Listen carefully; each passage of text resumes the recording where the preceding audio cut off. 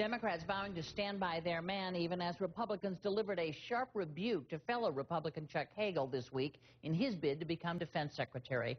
Joining me, Republican Senator John Barrasso from Wyoming. Senator, thanks for being here. Thank you, Candy.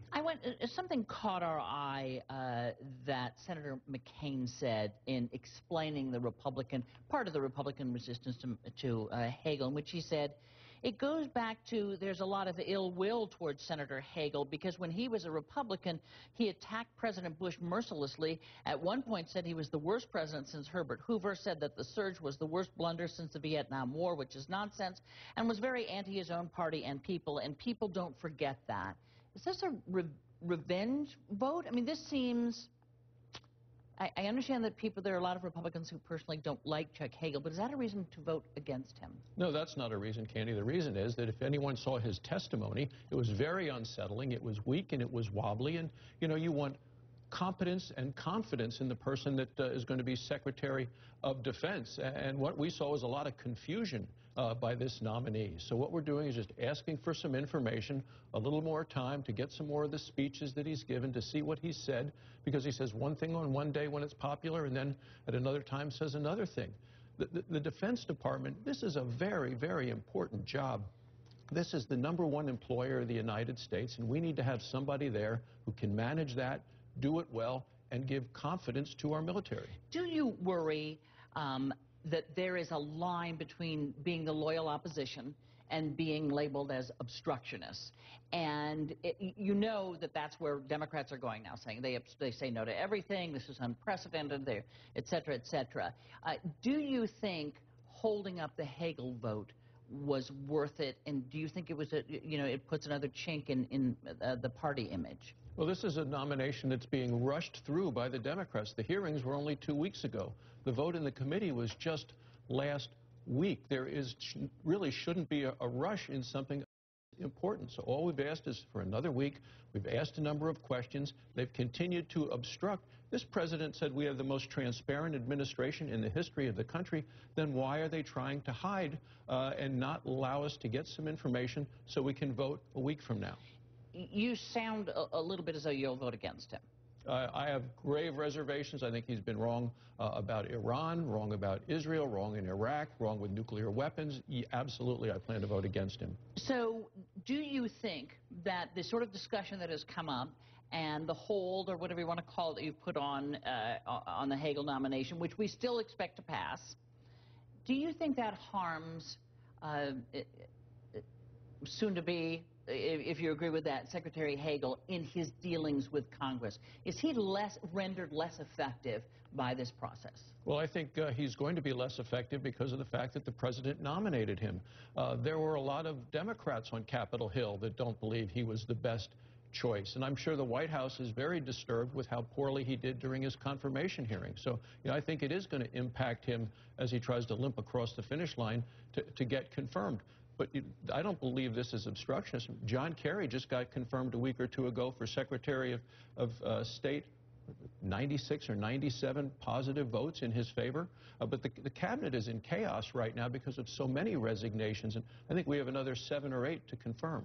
What about John Brennan, then, nominated to be head of the CIA? He's had his hearings. He's had his hearings. It's not yet come up for a vote. They want to do that because there are questions by both Democrats and Republicans, questions about drones, questions about Benghazi, lots of questions both sides of the aisle. So they're not making a kind of a political statement on him because Democrats have legitimate questions that they want answers to. What is your state of mind when it comes to a confirmation vote on Brennan?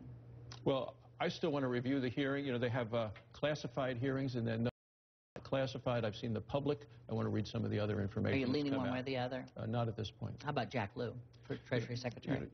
Jack Lew, again, a long history of public service, but they have to ask and answer questions regarding his time on Wall Street, the large bonus payment that he got not too long before the big bailout of the group that he was working for on Wall Street, his investments in the Cayman Islands, for which the president criticized Mitt Romney. So we need an administration that doesn't say, do as I say, not as I do.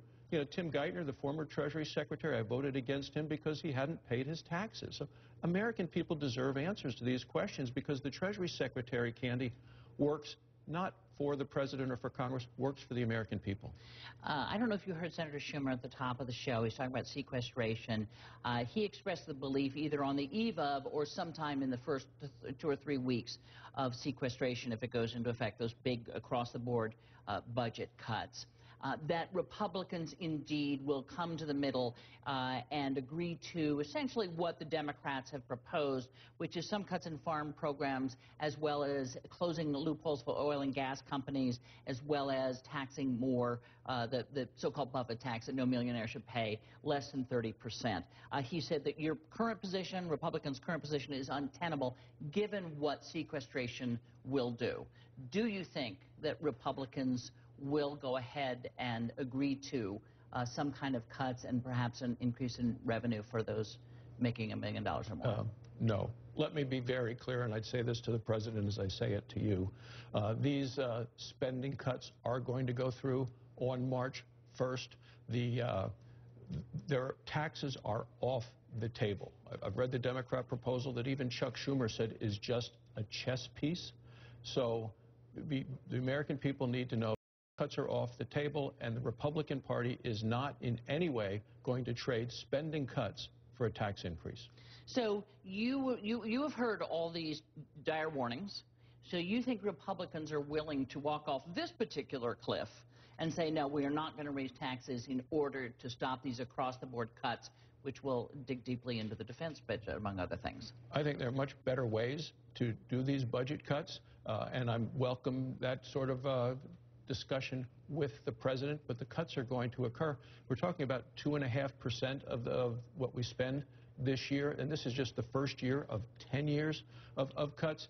So you have to be realistic about this. Families all across the country, Candy, have had their budgets cut by larger than that as a result of the economic downturn. So you don't believe all these dire warnings that, you know, it's going to hollow out the military, that it's going to interfere with getting onto planes, it's going to stop food inspection. You don't believe any of that? Well, I believe the president has a lot of authority that he can decide where this how this works, and yeah, he can make it very uncomfortable, which I think would be a mistake on the part of the president. But when you take a look at the total dollars, there are better ways to do this, but the cuts are going to occur.